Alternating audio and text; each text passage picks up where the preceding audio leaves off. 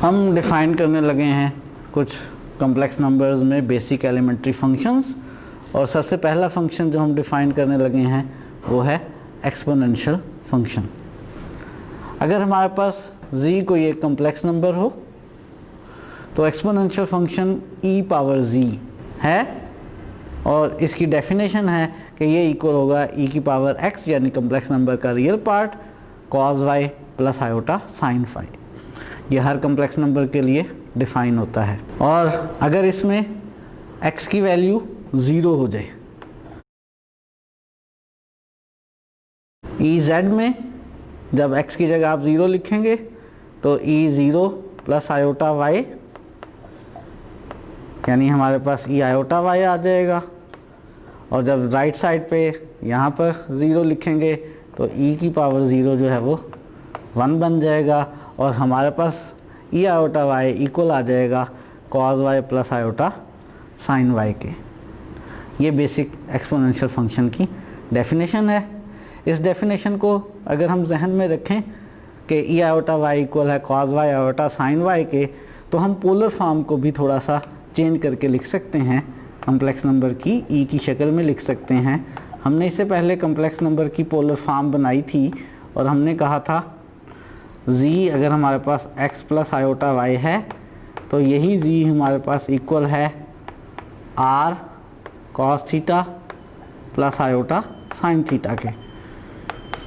इसमें r as it is, ये जो cos theta plus iota sin theta है इसको इस फार्मूले के मुताबिक हम लिख सकते हैं e आयोटा थीटा। तो एक कॉम्प्लेक्स नंबर को और x प्लस आयोटा y हो और हम उसको पोलर फॉर्म में लिखें तो एक्सपोनेंशियल फंक्शन की डेफिनेशन को यूज़ करते हुए हम उसको r e आयोटा थीटा भी लिख सकते हैं। इससे रिलेटेड कुछ और बातें सीखते हैं। एक बहुत अहम रिज़ल्ट है जिसको हम इस्तेमाल करते रहेंगे कि e पावर z 1 होगा if and only if z is integral multiple of 2 pi iota. ये जो बात है z is integral multiple of 2 pi iota, इसका मतलब है 2 पाई आयोटा के साथ कोई इंटीजर मल्टीप्लाई हो रहा है। उस इंटीजर का नाम हम कॉमनली k रख लेते हैं, जहाँ पे k क्या है, कोई सा इंटीजर है। हम इस बात को ऐसे भी लिख सकते हैं। तो हम कह सकते हैं कि e की पावर z 1 होगा कब, सिर्फ और सिर्फ उस वक्त जब z किस शेप का हो, z की शेप हो 2k पाई आयोटा यानी प्योर इमेजिनरी नंबर हो, और जिसमें जो k है वो कोई सा इंटीजर हो, 0 हो सकता है, प्लस माइनस 1 हो सकता है, प्लस माइनस 2 हो सकता है, और सो ऑन। ये जो हमने exponential function e power z define किया है, ये एक्सपोनेंशियल फंक्शन हमारे पास एक पीरियोडिक फंक्शन है। मैं आपको याद करवा दूं पीरियोडिक फंक्शन किसको कहते हैं। अगर आपके पास एक फंक्शन f ऑफ z है और आप f of a plus z हल करते हैं, जहाँ पे a कोई कम्प्लेक्स नंबर है और a जो है वो 0 नहीं है। अगर f of a plus z और f ऑफ z का आंसर सेम आ जाए for all z of the domain of the function, अगर ऐसा हो जाए तो हम कहते हैं फंक्शन क्या है, पीरियोडिक फंक्शन है। और ये जो हमारे पास e पावर z है ये एक पीरियोडिक फंक्शन है। कैसे ये पीरियोडिक फंक्शन है ज़रा देखते हैं। अगर मैं e पावर z को हल करना चाहूँ और इसमें z में 2k पाई आयोटा ऐड कर लूँ तो ये बन जाएगा e पावर z और e 2k पाई आयोटा और e पावर z, और e 2k पाई आयोटा को हम सॉल्व करें। अभी जो हमने फार्मूला सीखा था कि e आयोटा y को हम लिख सकते हैं cos y plus iota sin y, तो ये बन जाएगा cos 2k pi plus iota sin 2k पाई। cos 2k पाई का आंसर हमेशा 1 होता है और sin 2k पाई का आंसर हमेशा 0 होता है। ये जो 2k पाई नंबर होता है, ये 2k पाई नंबर हमेशा पॉजिटिव एक्स एक्सिस पे बनता है। इसका cos हमेशा 1 और इसका sin हमेशा 0, तो e की पावर z आ गया दोबारा। एक्सपोनेंशियल फंक्शन में हमने z के अंदर ऐड किया 2k पाई आयोटा, लेकिन दोबारा ईजी ही आंसर आ गया। और जब भी किसी फंक्शन में z में a ऐड करें और आंसर दोबारा f ऑफ z ही आ जाए और वो ऐड किया जाने वाला नंबर नॉन ज़ीरो हो तो हम कहते हैं वो फंक्शन पीरियोडिक है। इसका मतलब है e ऑफ z जो है ये एक पीरियोडिक फंक्शन है। और इसका पीरियड कितना है, यहाँ पे तो 2 के पाई आयोटा हमने ऐड किया है और 2 के पाई आयोटा इन्फिनिट नंबर्स हैं। हम 2 पाई आयोटा भी ऐड कर सकते हैं, 4 पाई आयोटा भी ऐड कर सकते हैं, -2 पाई आयोटा भी ऐड कर सकते हैं, -4 पाई आयोटा भी ऐड कर सकते हैं। हर सूरत में आंसर सेम रहेगा। ये बहुत सारे नंबर्स हैं, इनमें से जो पीरियड है वो कौन सा वाला नंबर है, इनमें से पीरियड हमारे पास याद रहे 2 पाई आयोटा है। 2 पाई आयोटा इस फंक्शन का पीरियड है, ये पीरियोडिक फंक्शन है। इसी तरह से अगर सिर्फ ई आयोटा वाई हो तो ये भी पीरियोडिक है।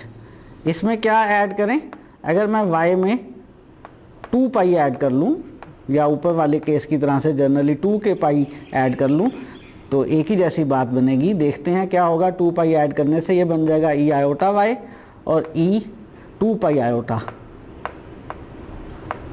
और ई 2 पाई आयोटा को ई आयोटा थीटा वाले फार्मूले से अगर हम सॉल्व करें तो ये बन जाएगा कॉस 2 पाई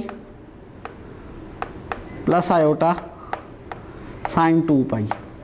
वही बात है थोड़ी देर पहले भी देखी थी। कॉस 2 पाई किसके इक्वल है, अभी थोड़ी देर पहले भी देखा था 1 के, और साइन 2 पाई किसके इक्वल है 0 के, ई आयोटा वाई आ गया। तो यहाँ पर ये जो हमारे पास एक्सपोनेंशियल फंक्शन था इसमें पावर में y था और y के अंदर हमने कितना ऐड किया, 2 पाई ऐड किया और दोबारा वही आंसर आ गया। इसका मतलब है ई आयोटा y भी पीरियोडिक फंक्शन है। ई आयोटा y पीरियोडिक है।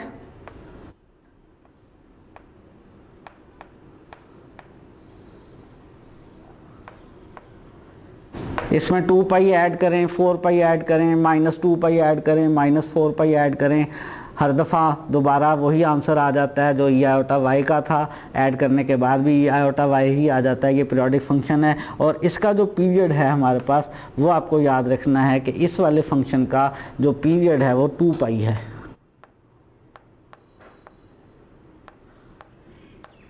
जब रियल नंबर्स हों जिनके लिए कोई फंक्शन अपनी वैल्यूज़ को रिपीट कर रहा हो तो उनमें स्मॉलेस्ट पॉजिटिव रियल नंबर उसका पीरियड होता है। यहाँ पे जो नंबर्स ऐड करने पे दोबारा सेम आंसर आ रहा है वो रियल नंबर्स हैं और उनमें स्मॉलेस्ट 2 पाई है तो ये पीरियोडिक है। और कितने पीरियड का, 2 पाई पीरियड का। जबकि ईजी जो है उसमें कम्प्लेक्स नंबर्स ऐड करके आंसर सेम आ रहा है और उनमें मॉडुलस के लिहाज से देखेंगे कि कौन सा स्मॉलेस्ट मॉडुलस वाला है। और ईजी में स्मॉलेस्ट मॉडुलस वाला 2 पाई आयोटा था, इसलिए हमने ईजी में हमने कहा था periodic of period 2 pi iota है। हमने देखा है कि जो एक्सपोनेंशियल फंक्शन है वो पीरियोडिक फंक्शन है। जैसे हम रियल नंबर सिस्टम में ट्रिग्नोमेट्रिक फंक्शन डिफाइन करते हैं, स्टार्ट उन्हें एक राइट एंगल ट्राइंगल से करते हैं, फिर उनकी जनरल डेफिनेशंस करते हैं। इसी तरह से कम्प्लेक्स नंबर्स में भी हम ट्रिग्नोमेट्रिक फंक्शंस डिफाइन करने लगे हैं। एक्सपोनेंशियल फंक्शन ई पावर जी हम डिफाइन कर चुके हैं और साइन जी की डेफिनेशन हमारे पास है ई आयोटा जी माइनस ई माइनस आयोटा जी ओवर 2 आयोटा। और कॉस जी की डेफिनेशन हमारे पास है जो आपको याद रखनी है, ई आयोटा जी प्लस ई माइनस आयोटा जी ओवर 2। ये हर कम्प्लेक्स नंबर के लिए डिफाइन है। इनको हम ट्रिग्नोमेट्रिक फंक्शंस क्यों कहते हैं, इनको हम ट्रिग्नोमेट्रिक फंक्शंस इसलिए कहते हैं, इनका ट्राइंगल से डायरेक्ट कोई रिलेशन नहीं है, इसलिए ट्रिग्नोमेट्रिक फंक्शंस कहते हैं कि ये उसी तरह की आइडेंटिटीज़ को सेटिस्फाई करते हैं जिस तरह की आइडेंटिटीज़ ट्रिग्नोमेट्रिक फंक्शन सेटिस्फाई करते थे। ट्रिग्नोमेट्रिक फंक्शन सेटिस्फाई करते थे कि sign square theta plus cos square theta 1 के इक्वल है, यहाँ पे साइन स्क्वायर जी प्लस कॉस स्क्वायर जी 1 के इक्वल है। इसी तरह बाकी सारी जो ट्रिग्नोमेट्रिक आइडेंटिटीज़ हैं वो भी ये ट्रिग्नोमेट्रिक फंक्शंस सेटिस्फाई करते हैं। ये कम्प्लेक्स ट्रिग्नोमेट्रिक फंक्शंस हैं। हम इनके लिए सर्कुलर फंक्शंस का वर्ड भी यूज़ करते हैं। मैंने 2 डेफिनेशंस आपके सामने लिख दी हैं, साइन जी और कॉस जी की। इनकी मदद से बाकी डेफिनेशंस आप खुद से बना सकते हैं। साइन जी का रेसिप्रोकल आप कोसिकेंट जी बना सकते हैं, कॉस जी का रेसिप्रोकल आप सीकेंट जी की डेफिनेशन बना सकते हैं, साइन और कॉस को डिवाइड करके आप टेंजेंट जी की डेफिनेशन बना सकते हैं, और इसी तरह से कॉस और साइन को डिवाइड करके आप कोटेंजेंट जी की डेफिनेशन भी बना सकते हैं। ये हमारे पास ट्रिग्नोमेट्रिक फंक्शंस हैं। कम्प्लेक्स नंबर्स के, और कम्प्लेक्स नंबर्स के ट्रिग्नोमेट्रिक फंक्शन वो सारी आइडेंटिटीज सेटिस्फाई करते हैं जो रियल नंबर्स वाले ट्रिग्नोमेट्रिक फंक्शंस आइडेंटिटीज सेटिस्फाई करते हैं। हमारे पास कम्प्लेक्स नंबर्स के हाइपरबोलिक फंक्शंस की डेफिनेशन हैं। साइन हाइपरबोलिक z जो है वो इक्वल होता है ई जी माइनस ई माइनस जी ओवर 2 के, और कॉस हाइपरबोलिक z होता है ई जी माइनस ई माइनस जी ओवर 2 के। ये डेफिनेशंस रियल नंबर्स वाले हाइपरबोलिक फंक्शन से कोइंसाइड कर जाती हैं अगर z की जगह आप रियल नंबर x लिख लें। साइन हाइपरबोलिक z और कॉस हाइपरबोलिक z मैंने आपके सामने डिफाइन कर दिया है। साइन का रेसिप्रोकल आप बना सकते हैं कोसिकेंट हाइपरबोलिक z, उसी तरह से कॉस हाइपरबोलिक का रेसिप्रोकल आप बना सकते हैं सीकेंट हाइपरबोलिक z 2 ओवर ई जी प्लस ई माइनस जी से। साइन हाइपरबोलिक और कॉस हाइपरबोलिक को डिवाइड करके आप टेंजेंट हाइपरबोलिक z का फार्मूला भी बना सकते हैं, और कॉस हाइपरबोलिक को साइन हाइपरबोलिक से डिवाइड करके आपको टेंजेंट हाइपरबोलिक z का फार्मूला भी बना सकते हैं। कम्प्लेक्स नंबर्स के लिए हाइपरबोलिक फंक्शंस हैं वो रियल नंबर्स वाले हाइपरबोलिक फंक्शंस की सारी आइडेंटिटीज़ को सेटिस्फाई करते हैं। हम मसलन हमारे पास आइडेंटिटी हुआ करती थी कि cos hyperbolic square z minus sine hyperbolic square z जो है वो इक्वल है 1 के, तो ये कम्प्लेक्स वाले भी इस आइडेंटिटी को सेटिस्फाई करते हैं। कॉस हाइपरबोलिक z की जगह ई जी प्लस ई माइनस जी ओवर 2 लिखें, साइन हाइपरबोलिक z की जगह ई जी माइनस ई माइनस जी ओवर 2 लिखें, स्क्वायर लेकर माइनस करें तो 1 के इक्वल ही आ जाएगा। इस तरह बाकी हाइपरबोलिक फंक्शंस की सारी आइडेंटिटीज़ भी सेटिस्फाई करते हैं। ट्रिग्नोमेट्रिक फंक्शंस की आइडेंटिटीज़ कॉमनली हमें याद होती हैं और हाइपरबोलिक फंक्शंस की आइडेंटिटीज़ हमें याद नहीं होती हैं, तो उनको याद रखने का एक तरीका है, एक आसानी है कि ट्रिग्नोमेट्रिक फंक्शंस में जहाँ साइन आए वहाँ और कॉस आए वहाँ साइन हाइपरबोलिक और कॉस हाइपरबोलिक लिख लें। इस तरह से टेंजेंट को टेंजेंट हाइपरबोलिक, सीकेंट को सीकेंट हाइपरबोलिक से चेंज करते चले जाएं, लेकिन एक बात का ख्याल रखते हुए, और वो ये कि जहाँ जहाँ आपके पास ट्रिग्नोमेट्रिक फंक्शंस की आइडेंटिटीज़ में साइन स्क्वायर आता हो, एंगल कुछ भी हो, जब आप उस आइडेंटिटी को हाइपरबोलिक के अंदर लिखेंगे तो वहाँ पे साइन चेंज कर लेंगे, minus sine hyperbolic square z लिख लेंगे। जैसे आम हालत में फार्मूला होता है cos square theta plus sine square theta is equal to 1, लेकिन हाइपरबोलिक में यही बन जाएगा कॉस हाइपरबोलिक स्क्वायर z, और साइन स्क्वायर की जगह minus sine hyperbolic square z आ जाएगा, यानी minus sine hyperbolic square z is equal to 1। इसी तरह से बाकी आइडेंटिटीज़ जितनी भी ट्रिग्नोमेट्रिक फंक्शंस की हैं, जब आप उनको हाइपरबोलिक फंक्शंस की आइडेंटिटीज़ में चेंज करते हैं तो अगर आपको याद ना हो तो आप डायरेक्ट इस एक ट्रिक की मदद से वो आइडेंटिटीज़ याद कर सकते हैं।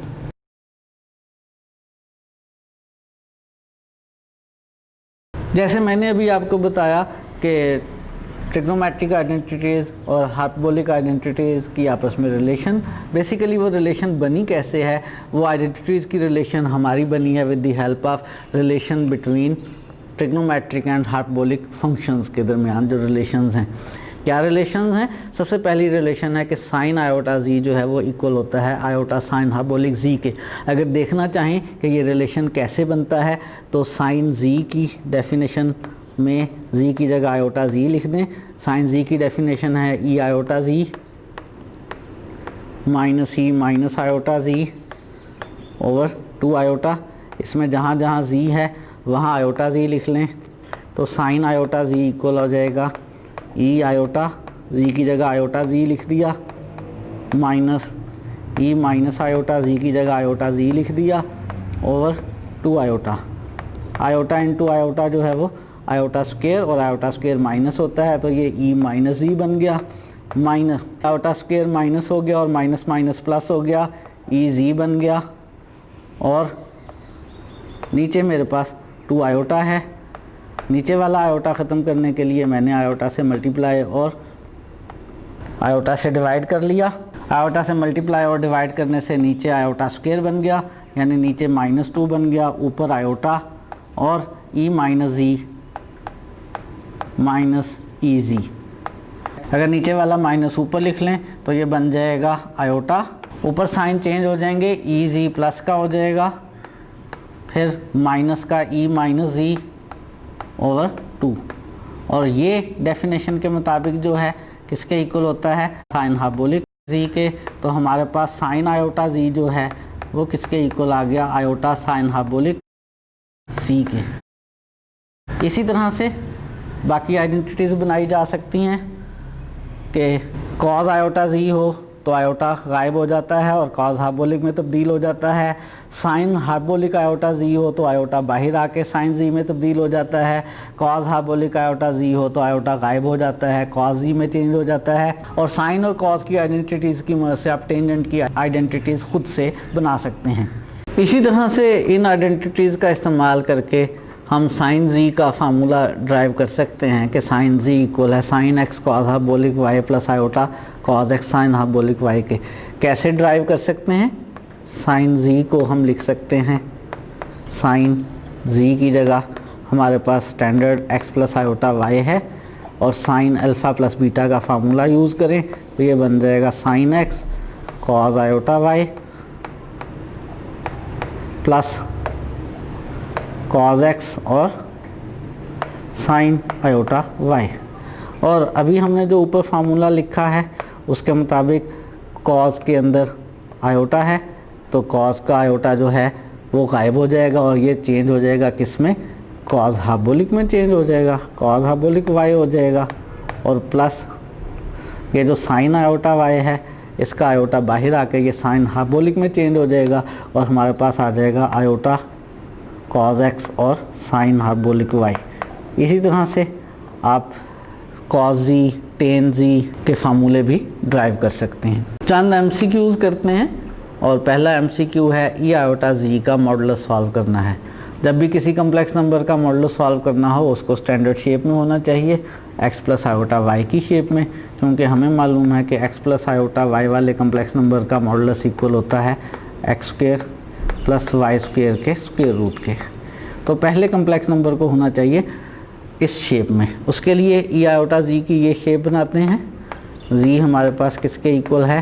जी इक्वल है हमारे पास एक्स प्लस आयोटा वाई के और आयोटा से अंदर मल्टीप्लाई कर लें तो ई आयोटा एक्स और माइनस आयोटा स्क्वायर को मैंने माइनस लिख लिया है, ई माइनस वाई, ये हो जाएगा ई माइनस वाई। और ई आयोटा एक्स जो है ये ई आयोटा एक्स ये लिखा जा सकता है cos x plus iota sine x के। अब हम इसका मॉडुलस ले लेते हैं। जब हम इसका मॉडुलस लेंगे तो प्रोडक्ट में मॉडुलस अलग अलग हो जाता है। E minus Y real number है और पॉजिटिव है, ई माइनस वाई का मॉडुलस ई माइनस वाई आ जाएगा। और ये जो cos x plus iota sine x का मॉडुलस है ये आ जाएगा cos square x plus sine square x और इसका स्क्वायर रूट। और cos square plus sine square किसके इक्वल होता है?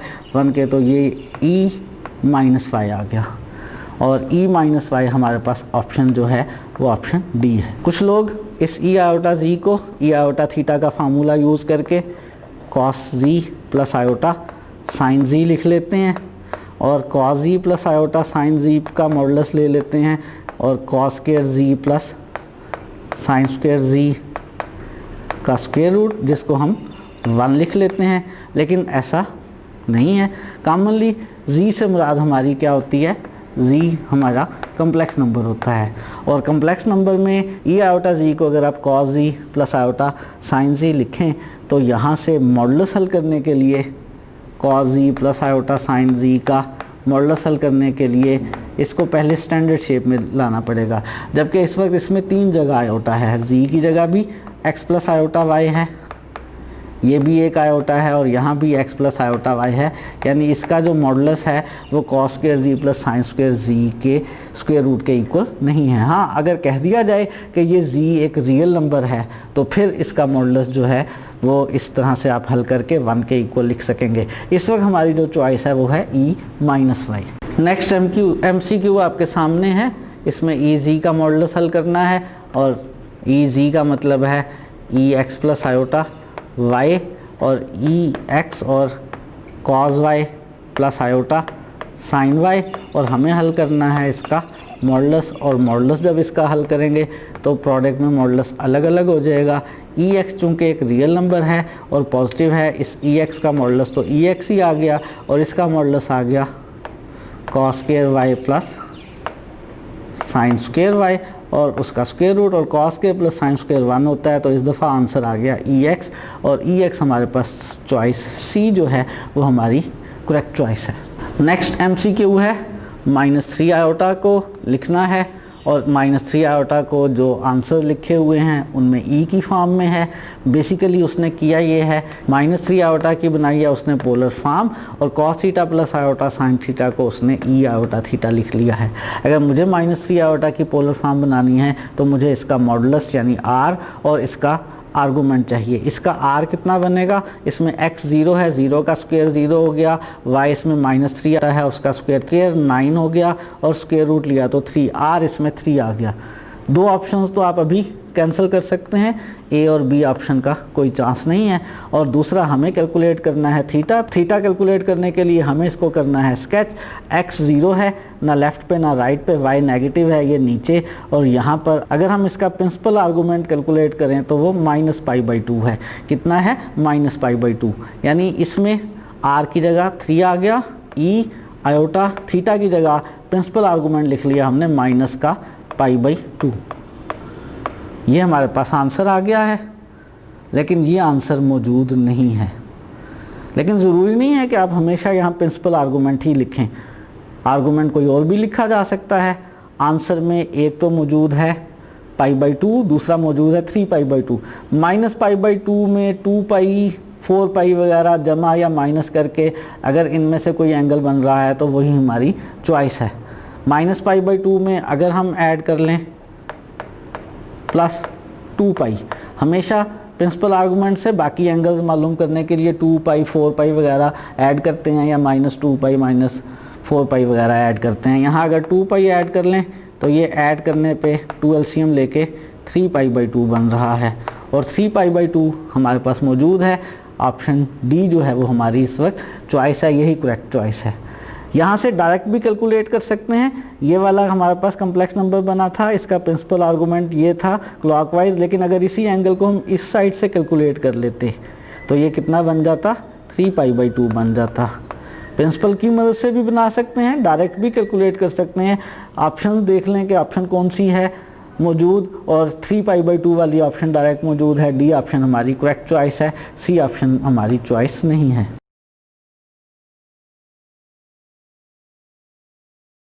नेक्स्ट MCQ है 2π iota is the period of. 2π iota किसका पीरियड है? अभी हमने देखा है कि 2π आयोटा किसका पीरियड है, e⁻g का, और e⁻g यहाँ बी ऑप्शन है। बाकी ऑप्शंस को भी देख लेते हैं। साइन z जो है ये बनता है e iota z minus e minus iota z over 2 iota. इसमें e आयोटा z का पीरियड की बात होगी। ई आयोटा जी का पीरियड क्या है, वो 2π आयोटा नहीं है, वो 2π है। अगर देखें इसका पीरियड कितना है, इसका पीरियड भी हमें निकालना पड़ेगा, वो भी हमारे पास 2π आयोटा नहीं है। आएगा भी तो वो जो है कम्प्लेक्स नंबर नहीं आएगा, कोई रियल नंबर आएगा। जब ये 2π आयोटा के पीरियडिक नहीं है तो इनका डिफरेंस भी 2π आयोटा का पीरियडिक नहीं हो सकता। cos g भी इसी तरह की एक्सप्रेशन होती है, वो भी 2π आयोटा का पीरियडिक नहीं है। टेनेंट g में भी ई आयोटा जीज होते हैं और ये 2π आयोटा के पीरियडिक नहीं है। ई आयोटा जी, जैसे अभी थोड़ी देर पहले मैंने ई आयोटा y की बात की थी, ई आयोटा जी पीरियडिक हो सकता है 2π का, 2π आयोटा का नहीं होता। ई माइनस आयोटा जी किसका पीरियडिक है, अगर देखना है तो थोड़ी सी हमें कैलकुलेशंस करनी पड़ेंगी, लेकिन फ़िलहाल हमारे पास 2π आयोटा किसका पीरियड है, ई जी का पीरियड है, साइन जी का नहीं है, कॉस जी का नहीं है, टेनेंट जी का नहीं है। नेक्स्ट क्वेश्चन है 1+ आयोटा है, आंसर्स दिए हुए हैं वो ई की पावर में है। बेसिकली इस तरह का हमने पहले भी किया है। इसकी पोलर फॉर्म बनाई है और पोलर फॉर्म को cos theta plus iota sine theta लिखने की बजाय किस शक्ल में लिख दिया है, ई आयोटा थीटा की शक्ल में उसने लिख दिया है। तो हमें पोलर फॉर्म बनानी है, आर कैलकुलेट करना है और थीटा कैलकुलेट करना है। थीटा ज़रूरी नहीं है कि प्रिंसिपल आर्गूमेंट ही हो आंसर में, ये प्रिंसिपल आर्गूमेंट के अलावा भी कोई दूसरा आर्गूमेंट हो सकता है। लेकिन अगर आपने प्रिंसिपल आर्गूमेंट मालूम कर लिया तो उसकी वजह से बाकी सारे आर्गूमेंट्स कैलकुलेट किए जा सकते हैं। पहले आर कैलकुलेट कर लेते हैं। एक्स का स्क्वायर 1 का स्क्वायर 1 हो गया, वाई का स्क्वायर आयोटा के साथ 1 है उसका स्क्वायर 1 हो गया, और ये आ गया हमारे पास 2 का स्क्वायर रूट। और 2 का स्क्वायर रूट जो आर है हमारे पास ऑप्शन ए और सी में मौजूद है। जिनमें 2 का स्क्वायर रूट नहीं है वो ऑप्शंस तो अभी हम रिजेक्ट कर सकते हैं। दूसरा हम थीटा कैलकुलेट करते हैं। थीटा कैलकुलेट करने के लिए कम्प्लेक्स नंबर को स्केच कर लिया, x positive y positive first quadrant, और फर्स्ट क्वाड्रेंट में तो सिंपली टेंजेंट इनवर्स होता है थीटा, यानी थीटा निकाला हमने, tangent inverse y over x, y 1 है एक्स 1 है, यहाँ पॉजिटिव लेकर कैलकुलेशंस किया करते हैं, पाई बाई 4 आ गया, और चूंकि है भी फर्स्ट क्वाड्रेंट ही तो यही हमारा पाई बाई 4 है, और 2 के स्क्वायर रूट के साथ पाई बाई 4 जो है वो ऑप्शंस में मौजूद आयोटा थीटा होना चाहिए, यानी पाई बाई 4 आयोटा होना चाहिए, लेकिन पाई बाई 4 आयोटा तो नहीं है ऑप्शन में हमारे पास। पाई बाई 4 तो है लेकिन आयोटा पाई बाई 4 चाहिए था, वो नहीं है, ऑप्शन रह गई है ए। लगता है यही चॉइस है, ये चॉइस हो सकती है। पाई बाई 4 में 2 पाई 4 पाई ऐड करके या माइनस करके, क्योंकि माइनस की है तो माइनस करके देख लेते हैं। अगर पाई बाई 4 में से मैं 2 पाई माइनस कर लूँ और 2 पाई माइनस करने के लिए मैं 4 इसका एलसीएम ले लूँ तो 4 2 ज़ा 8 माइनस 1 माइनस का 7 पाई बाई 4। हाँ, आर है 2 का स्क्वायर रूट और आयोटा थीटा है -7 पाई बाई 4, यही हमारी क्या है इस वक्त करेक्ट चॉइस है। तो ऑप्शन ए जो है वो हमारी करेक्ट चॉइस है। नेक्स्ट क्वेश्चन कुछ पुरानी बातों से रिलेटेड है। जी हमारे पास एक पॉइंट है जो एक सर्कल के अंदर है और इस मॉडुलस को प्रूव करना है, चेक करना है कि ये किस नंबर से लेस है, 10 से, 20 से, -5 से, 25 से। -5 को तो आप अभी रिजेक्ट कर सकते हैं क्योंकि ये मॉडुलस है, कभी नेगेटिव नहीं होगा, ये माइनस के नंबर से लेस नहीं हो सकता।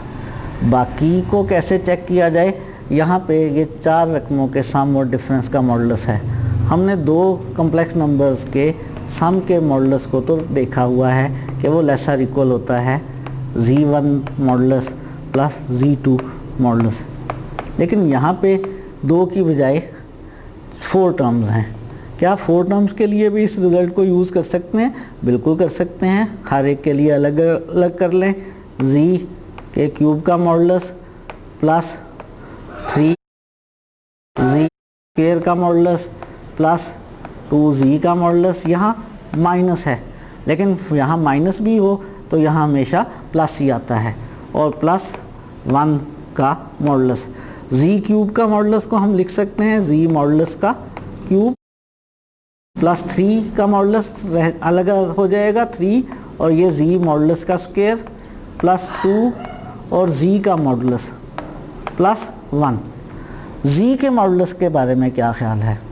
z का मॉडुलस तो हमें गिवन है, कितना गिवन है? 2, और हमें गिवन ये है कि जो हमारे z हैं वो इस सर्कल के अंदर हैं। अगर z का मॉडुलस 2 है तो इसका मतलब बेसिकली हमारे पास है कि सर्कल बन रहा है जिसका रेडियस 2 है, और इसके ऊपर जितने भी कम्प्लेक्स नंबर्स हैं उन सारे कम्प्लेक्स नंबर का मॉडुलस 2 है, और जो अंदर वाले कम्प्लेक्स नंबर होंगे उनका मॉडुलस जो है वो 2 से लेस होगा। यहाँ पे आप z मॉडुलस की जगह 2 लिख सकते हैं, यहाँ 2 लिखेंगे तो ये ग्रेटर हो जाएगा क्योंकि z का मॉडुलस हमारा 2 से लेस है, और ये लेसर इक्वल की जगह लेस देन आ जाएगा। यहाँ पे 2 का क्यूब 8 हो गया, यहाँ 2 का स्क्वायर 4, 4 3 ज़ा 12 हो गया, यहाँ 2 2 ज़ा 4 हो गया, और यहाँ 1 हो गया, और ये हमारे पास आ गया 25। यानी हमारे पास ये जो इनक्वालिटी है वो सारे कम्प्लेक्स नंबर्स जो इस सर्कल के अंदर हैं, यानी जिनका मॉडुलस 2 से लेस है, उनके लिए z cube plus 3z square minus 2z plus 1 का मॉडुलस हमेशा लेस देन है 25 से। और कौन सी चॉइस है हमारे पास? ऑप्शन डी हमारी करेक्ट चॉइस है। 20 से लेस कुछ कम्प्लेक्स नंबर्स के लिए तो होगा सर्कल के अंदर वाले, लेकिन सब के लिए नहीं होगा। 10 से लेस भी इसके अंदर कुछ कम्प्लेक्स नंबर फर्ज करें, हो सकता है इस पोर्शन में जो आ रहे हों उनके लिए ये टोटल आंसर 10 से लेस आता हो, लेकिन अगर हम सारे कम्प्लेक्स नंबर्स की बात करें इस सर्कल के अंदर वाले के लिए तो फिर श्योरिटी ये है कि ये सारा जो मॉडुलस है हमेशा 25 से लेस होगा। ऑप्शन डी जो है वो हमारी करेक्ट चॉइस है।